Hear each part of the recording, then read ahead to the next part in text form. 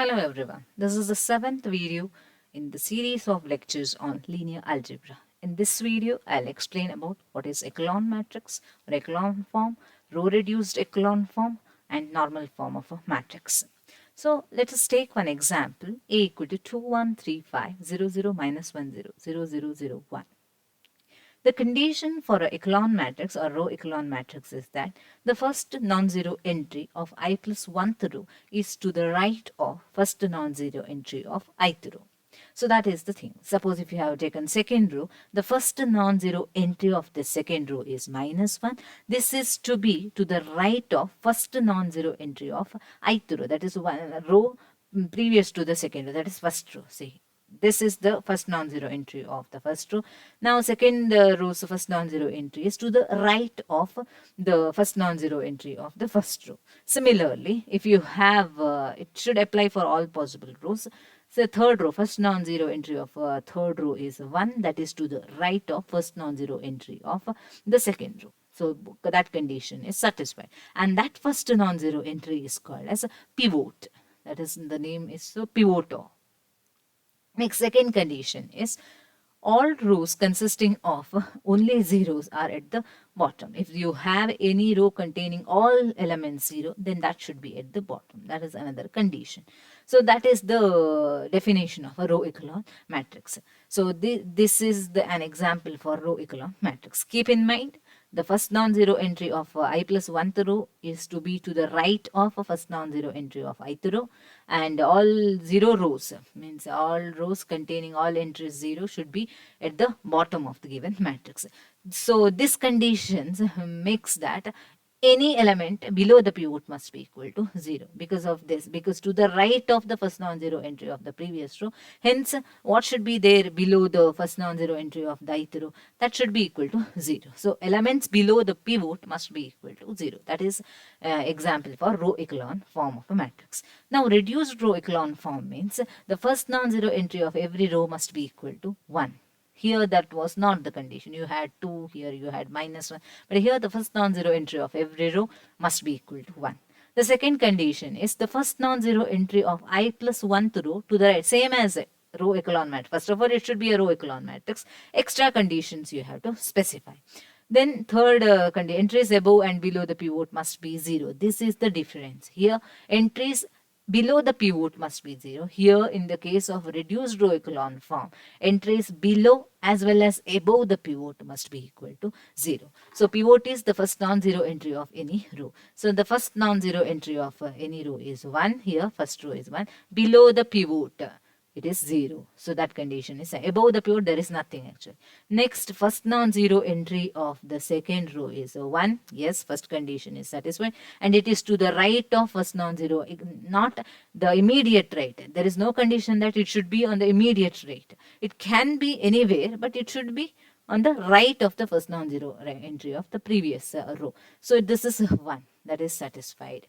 Next, elements below the pivot and above the pivot, they are 0. Next, first non-zero entry of the third row is 1. The first condition is satisfied. The entries above the pivot are 0. So this is called as reduced row echelon form. Normal form is nothing but here the given matrix is either in any one of this form IR, and it should be an identity matrix, and if you have any extra rows or extra columns, they should be equal to 0. Here extra row, if you have, then that should be equal to 0, and extra rows and columns, all the entries must be equal to 0. There should be one identity element block, and rest all the rows and columns must be 0. Again same, the elements above the pivot and below the pivot must be 0, because it should be in the row reduced row echelon form only. But the condition is there should be an identity matrix block, that is called as normal form of a matrix. So why we are defining the row echelon or reduced row echelon form in this way? Because we make use of this echelon forms or canonical forms while checking whether the given vectors are linearly independent or not. I told you, So you can have a connection between vectors and matrices. You can convert the given vectors into a matrix, and whatever the task you wanted to perform on vectors, you can perform that on the given matrix, and you can come to the conclusion. Suppose if you have 3 vectors, you will get a 3 by 3 matrix, 3 vectors in R cube, and if you want to check are they linearly independent, then in that case you have to form a matrix with the 3 rows, and you have to perform the elementary operation on that matrix and bring it down to the echelon form or reduced row echelon form, so that you will come to the conclusion finally based on certain criteria. I will tell you what are those criteria. Then we can come to the conclusion that are they linearly independent or dependent. So to say that linearly independent or dependent, we are purposely making all these entries 0, so that you can't write this vector as a linear combination of the previous vector. So that's why the entries below the pivot must be equal to 0, and it is to be to the right of the first entry of the ith row, I plus 1th entry. That is because if you do that, they will become linearly independent automatically. Okay, because we are purposely making it 0. This element you can't write as a linear combination of any other rows. 2 into anything, if you want to get 2, if the first entry is 0, 0 into anything, you will always get 0, so that you won't get that 2. So that becomes linearly independent automatically. So if they are linearly dependent, then you can't do that case. In such cases, you will get all the entries 0. Such rows you have to exclude. Then the rows which are having non-zero entries only you have to count. So that gives you the linearly independent vector. I'll make a separate video on how to do that. So this is about what is echelon form, what is reduced row echelon form, and what is normal form. Let us take few examples to check have you understood the concept or not. See, first example. First non-zero entry is 2, and first non-zero entry of the second row is to the right, and there is no first non-zero entry in the third row. It is in row echelon form, or the just echelon form, because the first non-zero entry is not equal to 1. It is just 2. Now take up this. The first non-zero entry is 1, and the first non-zero entry is also here 1.